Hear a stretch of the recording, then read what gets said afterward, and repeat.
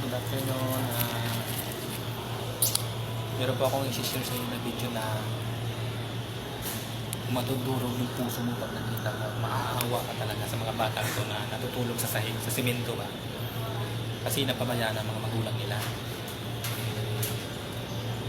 Pagala-gala lang sila kung saan-saan sila natutulog. Dapat talaga yung mga local government natin ito yung gawin na tulungan nila yung mga nangangailangan tulong, lalo na yung mga bata na walang tirahan, walang mauwihan, palaboy-laboy ba. Pero masakit pa isipin yung mga local government natin ngayon dito pag hindi nga nila kilala, hindi ka bibigyan ng tulong, mahihirapan ka talaga. Kung makakatanggal ka man, pero mahihirapan kang humingi ng tulong sa kanila. Hindi naman sa lahat ng gobyerno, sa lahat ng nakaupo sa gobyerno natin ganun, pero meron talagang ganun talaga.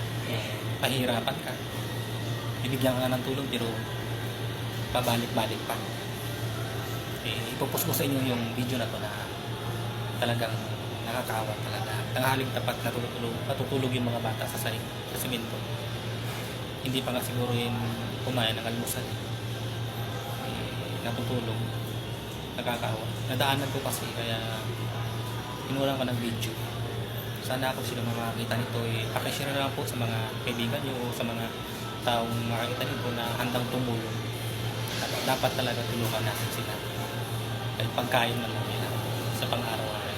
Kasi kawawa talaga Kung ako nga kung mayaman ako, kung marami akong pera, ako na yung tutulong. Bibigyan ko na yun. Hindi na ako kailangan na mag-post ng video na para makita sa buong mundo. Ako na pusang bibigay ng pagkain na nila. I-share ko sa inyo yung video na ito. Pupost ko. Maya-maya. Pupost ko yan.